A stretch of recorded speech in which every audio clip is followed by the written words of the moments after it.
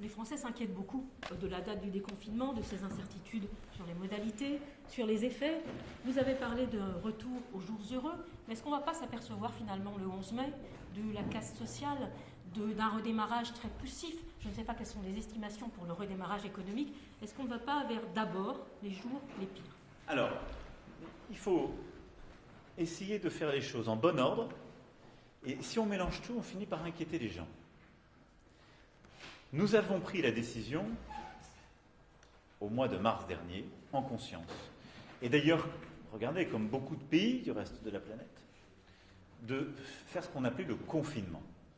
Qu'est-ce que ça veut dire? Ça veut dire que face à un virus contre lequel nous n'avons ni traitement ni vaccin, lorsqu'il a pris une certaine vitesse de circulation dans la population, le seul moyen d'éviter qu'il ne touche en masse les plus fragiles, en particulier les plus âgés, ceux qui ont une comorbidité, comme on dit, et qu'ils ne viennent engorger nos urgences, eh bien, c'est en quelque sorte de réduire les contacts.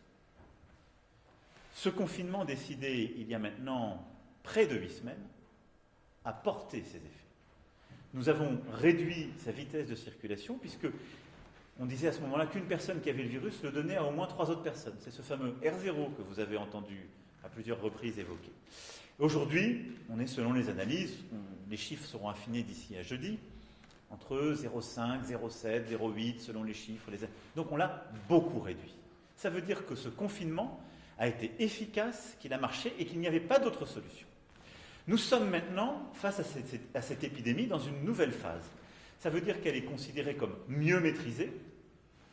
Et donc, nous devons regarder une autre manière de nous organiser face à ce virus. C'est ce que j'ai dit le 13 avril dernier. Nous devons apprendre à vivre avec le virus. Et nous devrons le faire aussi longtemps qu'il n'a pas ou disparu spontanément, ou que nous n'avons pas un traitement stable ou un vaccin.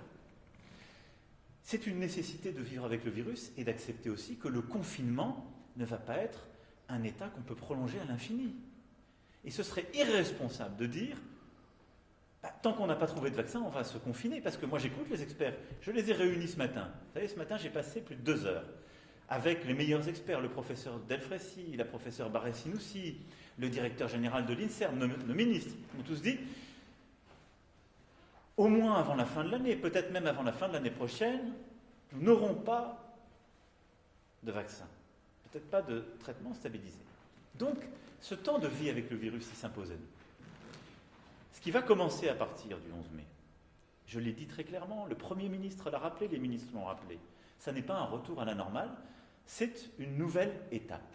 Celle qui consiste à dire, nous avons réussi à maîtriser l'épidémie. Nous n'avons toujours pas de traitement, toujours pas de vaccin. Et donc on va réouvrir des choses, des activités économiques, parce qu'on a besoin de notre économie pour faire vivre le pays, pour nous pouvoir aller au travail et avoir une vie sociale, morale, sans laquelle on s'étiole, pour pouvoir aussi financer. Parce que si on ne produit pas et qu'on n'a pas d'économie, on n'est plus crédible pour aller lever de l'argent sur les marchés et pour financer notre recherche, notre santé. Et on doit aussi faire face aux autres priorités, les autres priorités sanitaires. On doit un peu rouvrir parce qu'il y a d'autres maladies dont on meurt aussi. Parce que nous avons des défis sociaux, on l'a bien vu, la grande pauvreté dans certains quartiers, les inégalités de logement familial, les inégalités scolaires. Et donc l'étape qui commence le 11 mai, elle est très progressive, parce que la glace est fine. Et on va pendant 3 semaines réouvrir les commerces, certains commerces, pas tous, je l'ai dit, on ne pourra pas tout de suite pour les cafés, les restaurants, les hôtels. On va rouvrir de l'activité économique, après un dialogue social intense qui s'est fait ces dernières semaines, et des guides de bonne conduite. On va commencer à rouvrir les écoles, comme je l'ai dit dès le 13 avril, de manière progressive et concertée, sur la base du volontariat, mais en organisant les choses, comme le gouvernement le fait en lien avec les maires depuis plusieurs semaines.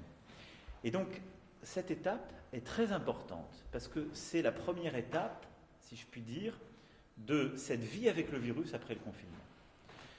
Il faut qu'elle soit bien organisée. Ça a été tout le travail du Premier ministre avec le gouvernement ces dernières semaines, avec des règles qui parfois ont encore des éléments de contrainte, adaptées au niveau local. C'est tout le travail que les préfets font depuis plusieurs jours, avec les maires, avec aussi la société sur chaque département et avec la vie locale.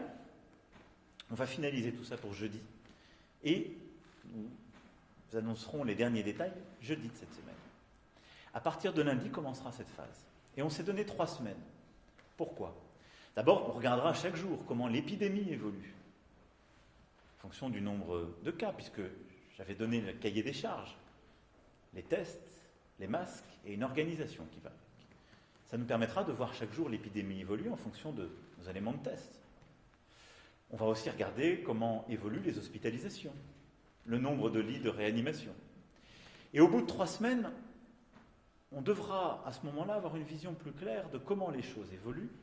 Et on verra si, en particulier, nos entrées en réanimation, et vous savez qu'il y a toujours un temps de décalage. Quand vous êtes infecté un jour, même si la situation se dégrade, vous n'entrez pas du jour au lendemain en réanimation. Il y a un temps de latence. Et donc on ne le sait que 15 jours à 3 semaines plus tard. Et donc on verra, au bout de 3 semaines, si cette première étape nous permet de continuer à ouvrir en maîtrisant le virus. Et on sera alors confronté à plusieurs choix.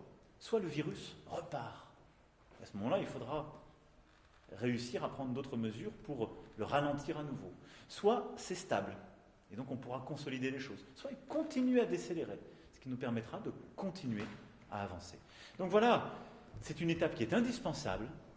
Il faut l'aborder avec beaucoup d'organisation, de méthode, avec aussi beaucoup de calme. Je comprends toutes les inquiétudes, mais on va les régler à chaque fois au bon niveau. Il y a parfois des inquiétudes qui se règlent localement, il y en a d'autres qui se règlent nationalement.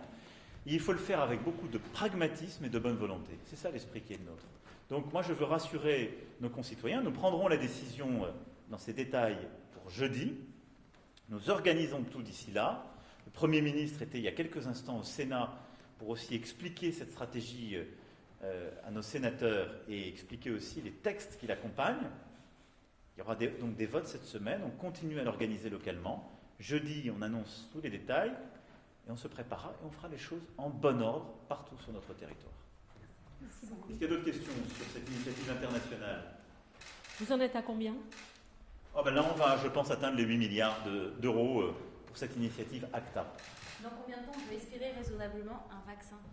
Je ne suis pas scientifique, donc je ne peux pas vous le dire. J'écoute nos scientifiques, je les consulte de manière, je peux le dire, depuis le début de cette crise quotidienne, et je ne prends aucune décision sans que nous ayons, avec le Premier ministre et le gouvernement, consulté les scientifiques, consulté aussi tous les acteurs de décision, qui parfois n'impliquent pas que la science, mais des organisations très larges. Ce que disent nos scientifiques, c'est qu'on peut beaucoup accélérer les choses si on investit beaucoup maintenant, c'est ce qu'on fait, si on poursuit beaucoup de familles de vaccins, c'est ce que nous sommes en train de faire avec cette initiative ACTA, si en même temps qu'on poursuit beaucoup d'essais, on facilite et on simplifie ce qu'on appelle les essais cliniques, c'est-à-dire la manière de les tester le plus simplement, et que très vite en parallèle, on réduit les délais administratifs d'autorisation et on commence à se mettre en situation de produire très vite.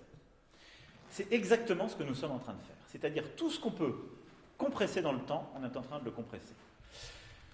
Pour les plus rapides, on est en train de commencer les essais cliniques là. Ensuite, il faut voir si ça marche, il y a quand même des phases de vérification. Et il faut ensuite les manufacturer, comme on dit, c'est-à-dire les produire. Personne de sérieux ne me dit qu'avant la fin de l'année, on a des vaccins qui sont disponibles. Personne de sérieux. Les gens me rappellent que d'habitude, dans ces situations de virus, on a des vaccins qui sont plutôt à 18 mois. Donc, me disent plutôt la fin de l'année prochaine. Je dirais que le consensus, il est plutôt sur la fin de l'année prochaine. Et beaucoup me rappellent qu'on a parfois, la plupart du temps, mis plutôt 10 ans à en trouver. Et certains autres ont coutume de nous rappeler qu'on n'a jamais trouvé jusqu'à présent un vaccin face à un coronavirus. Donc, vous voyez, il y a le volontarisme. Moi, je ne suis pas scientifique, je ne suis pas chercheur, mais notre rôle, c'est de mettre tous les moyens à disposition et toute la coopération internationale pour que les chercheurs puissent comprimer tous les délais et que secteur public, secteur privé puissent bien travailler ensemble et qu'on puisse aller au plus vite pour trouver et produire. Donc, au mieux, fin d'année, peut-être fin d'année d'après. Et les tests, 700 000 tests disponibles au 11 mai, c'est Alors, faisable. ensuite, il y a les médicaments et il y a les tests. Sur les médicaments, c'est pareil. Un traitement, on ne le donne pas à tout le monde si on ne l'a pas d'abord si on n'a pas fait des essais dans le cadre de protocoles. Donc nous, on a fait le point ce matin, on a le protocole Discovery, auquel on croit beaucoup et qui est très important, qui est un protocole européen, avec, vous le savez, plusieurs branches. Il y en a une sur la fameuse hydroxychloroquine et azithromycine. Il y en a aussi sur le remdesivir et plusieurs autres protocoles de traitement. On a, nous, engagé, nous sommes ceux qui avons le plus inscrit de patients. Parce que pour que ça marche, il faut qu'on inscrive des gens qui sont malades et qui acceptent d'avoir ces traitements. On en a plus de 700. On est le pays européen qui est le plus engagé dans ce protocole Discovery. On aura des résultats le 14 mai sur ce protocole. À ce stade, il faut être très prudent. On n'a rien de concluant. Et ce qui m'a été dit ce matin, on m'a pas dit qu'on va avoir un traitement disponible dans 15 jours. Mais on aura une étape importante la semaine prochaine. Et je pense que ce protocole, cette famille d'essais justement thérapeutiques, elle est très importante. Il faut la protéger et continuer de l'accompagner. On a à côté de ça une autre initiative dont vous avez parlé, qui s'appelle Corimmuno, qui a été portée, elle, par l'Assistance publique Hôpitaux de Paris, qui consiste à engager dans des essais thérapeutiques des patients qui sont dans ces phases les plus aiguës, qui, vous le savez, sont ces patients qui ont le Covid-19 et ont ces chocs inflammatoires, cet orage cytokinique, comme disent les scientifiques. C'est-à-dire, d'un seul coup, il y a une inflammation qui fait que vous arrivez aux urgences parce que vous respirez mal, entre le 7e et le 10e jour, et ensuite, surtout, que vous avez une autre inflammation encore plus aiguë qui peut vous conduire à être mis sous assistance respiratoire, voire dans le pire des cas à décéder. Ça, c'est une autre technique. On ne lutte pas à ce moment-là contre le virus, mais on lutte contre cette surinflammation. C'est ça ce que fait Corimmuno. Et là, il y a aussi des premiers résultats encourageants. Et donc, on continue à avancer. Donc voilà les pistes qui sont aujourd'hui celles de la communauté scientifique. En France, d'ailleurs, comme dans beaucoup d'autres pays, il n'y a pas aujourd'hui un traitement qui soit stabilisé. Mais on continue d'avancer. Et je vous le dis, nous sommes le pays qui a engagé le plus de familles d'essais et le plus de patients dans ces essais. Et puis, il y a les tests, vous l'avez très bien dit. Donc là, nous avons fortement augmenté notre capacité à tester dans le pays. Le Premier ministre, le ministre de la Santé, la ministre de la Recherche. On l'a fait comment ? D'abord, on a acquis des plateformes et les réactifs qui vont avec. Ce sont ces fameux tests PCR, c'est-à-dire des tests virologiques. On va prélever un bout de virus, si je puis dire, et on le teste pour voir si ça... On essaie de prélever, en tout cas dans les muqueuses profondes, ces sécrétions, et on regarde s'il y a du virus et qui réagit aux réactifs. Donc, on a acheté les réactifs, les plateformes, on a mobilisé aussi nos laboratoires privés, nos laboratoires départementaux, nos laboratoires vétérinaires. Donc nous avons aujourd'hui en effet une capacité, ce que nous dit le ministère de la Santé et Santé publique France, on a la capacité à faire ces 700 000 tests semaine. Le travail qu'est en train de finaliser le ministère de la Santé, c'est de pouvoir mettre ces capacités de tests en face de la carte que les modélisateurs vont nous donner pour nous dire où seront les cas possibles au 11 mai. C'est ça qui est important. Et donc tout ce que le gouvernement est en train de faire et de finaliser, c'est cette carte, justement, en fonction de la présence de l'épidémie, qui, vous le savez, n'est pas la même selon les départements sur notre sol, qui consiste à dire combien on estime, selon nos modèles, qu'on aura de cas chaque jour dans tel endroit, de pouvoir mettre les capacités de test dans cet endroit, et que ce soit ensuite très simple pour les gens de dire « j'ai des symptômes, j'appelle un médecin, quel est le médecin que j'appelle, soit mon médecin référent, soit tout autre médecin, avec une plateforme très simple, que ce médecin ensuite puisse dans la journée vous faire tester, avec les capacités qu'on aura mises en place, qu'ensuite vous puissiez être informé que les mesures justement d'accompagnement médical soient faites, puis qu'on puisse retracer vos contacts récents et tester, protéger ce qu'on appelle ces cas contacts. Voilà l'organisation qui est en train de manière très simple de se faire. C'est une gageure organisationnelle, mais on s'est mis en situation d'avoir ces capacités. Et là-dessus, c'est plus de l'organisation que de la recherche. Voilà les choses. Donc vous l'avez compris, c'est une initiative importante, mais qui vient compléter ce qu'on fait au niveau européen et français, parce qu'aussi ce qu'on va faire en recherche, en matière de traitement, est très important pour nos concitoyens, en plus de cette